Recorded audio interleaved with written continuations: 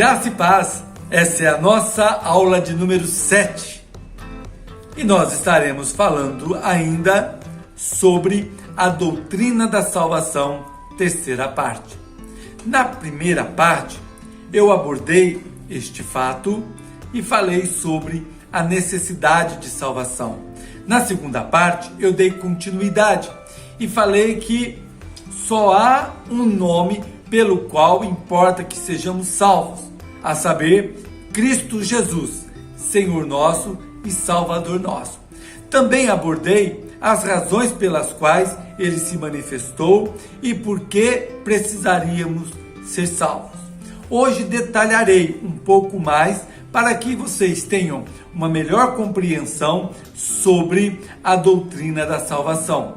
Sobre o que detalharei? Detalharei sobre a necessidade da salvação, o pecado, por ser ele universal, a comunhão do homem com Deus que foi interrompida e por que o homem está morto. Primeiramente, por que temos necessidade de salvação? Pois Deus trará juízo sobre toda a maldade, sobre todos aqueles que andam em desobediência. Assim sendo, todo homem necessita de salvação, salvação da justiça que Deus trará sobre toda a maldade. Assim, Jesus Cristo se manifestou para que, através do seu sacrifício da cruz, sendo ele justo, a sua justiça nos justificasse. E justificados em Cristo, estamos livres da condenação que virá sobre todo filho da desobediência. Quem não for encontrado em Cristo Jesus já está condenado. Por quê? Porque o pecado ele é universal. Por causa da queda de Adão no Éden, o pecado passou a todos os homens. E por haver passado a todos os homens, todos pecaram. De maneira que todos estão condenados. Que não há justificativa para nenhum, porque nós pecamos e fazemos continuamente o que é mal diante de Deus. E todo o mal que nós praticamos por causa do primeiro pecado, pois por causa do pecado de Adão, redunda tudo quanto procedemos, tudo quanto fazemos é pecado, por causa da queda no Éden. A comunhão do homem foi interrompida com Deus, porque a uma nos fazemos inimigos de Deus, porque as nossas obras elas são más. Até mesmo quando nós parecemos fazer o bem, até mesmo o bem que fazemos, ele é coroado de maldade, quando na realidade nós, com este bem que produzimos, queremos tão somente ser reconhecidos como bons. Como falei, o homem é a idolatria de si mesmo. O pecado, ele gerou separação entre o homem e um Deus santo. Um Deus que é puro e sublime. O homem, ele se encontra em um estado de rebelião contra Deus. E por causa desse estado de rebelião, pois o pecado trouxe como justo pagamento a morte a todos os homens. Conforme lemos em Romanos capítulo 5, o salário do pecado é a morte. O pecado lançou o homem num estado de miséria espiritual e moral. E é por isso que nós encontramos tanta degradação, tanta injustiça, tanta maldade, tanta loucura. Por isso nós vemos o homem matando o homem. Nós vemos o homem raptando e transformando vidas em escravos.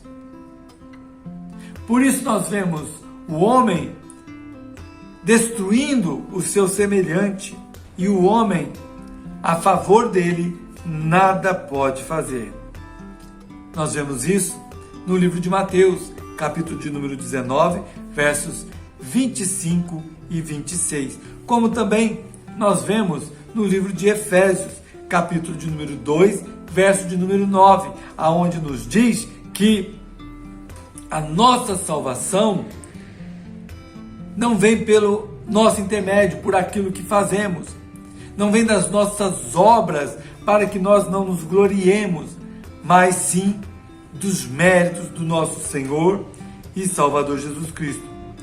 De maneira que isso torna todos os homens dependentes unicamente e exclusivamente da salvação de Deus manifestada em Cristo Jesus.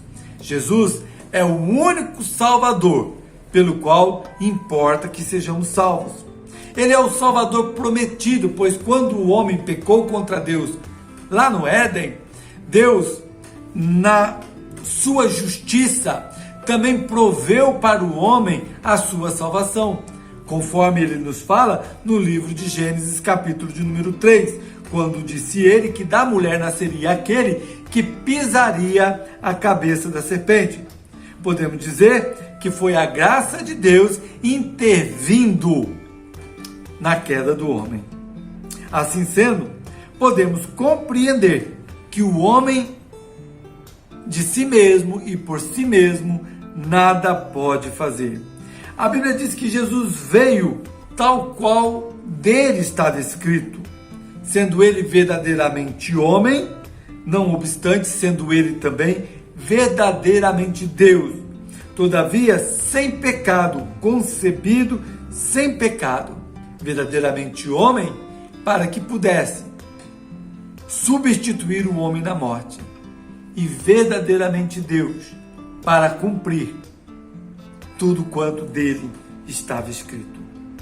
A graça de Deus é mais forte do que a obra pecaminosa do homem.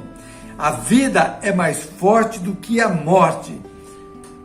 A salvação proporcionada por Jesus Cristo é a prerrogativa única e exclusiva de Deus. Ele tem todo o poder e toda a liberdade para salvar a quem ele quiser. A palavra diz que a salvação, ela pertence a Deus. Irmãos, e é importante entendermos que o resultado da nossa eleição nos mostra que Deus nos escolheu na eternidade para a salvação em Cristo Jesus. Logo, com isso, compreendemos, não é o que nós fazemos que nos dará a vida eterna. A nossa vida eterna é conquistada na cruz, através dos méritos do nosso Senhor e Salvador Jesus Cristo. A obra da graça de Deus é que nos salva, segundo a sua misericórdia, a misericórdia de um Deus que é bom, aonde a expressão da sua bondade para que aqueles que nele se encontram sejam salvos, aqueles que se encontram em um estado de miséria por causa do pecado. A extensão da salvação de Cristo para conosco, proporcionada nele, nos fala que Jesus Cristo veio morrer pelo seu povo, sofrendo em lugar daqueles a quem ele representava, conseguindo assim, de uma forma maravilhosa, a salvação de todos os eleitos, daqueles que nele foram chamados, conforme o pacto feito entre ele e o nosso Deus, na eternidade. E esta verdade nós podemos encontrar no livro de Isaías, capítulo de número 53, versos 10 e 11, em Mateus 1:21, em João capítulo 6, como também em Romanos 5 e em Efésios capítulo 5. Jesus salva o homem todo. A Bíblia declara que Jesus, ele veio salvar o que estava perdido. Jesus salva o seu povo por inteiro, corpo e alma. Por isso, na ressurreição final, os que estiverem vivos terão os seus corpos transformados e adaptados à eternidade.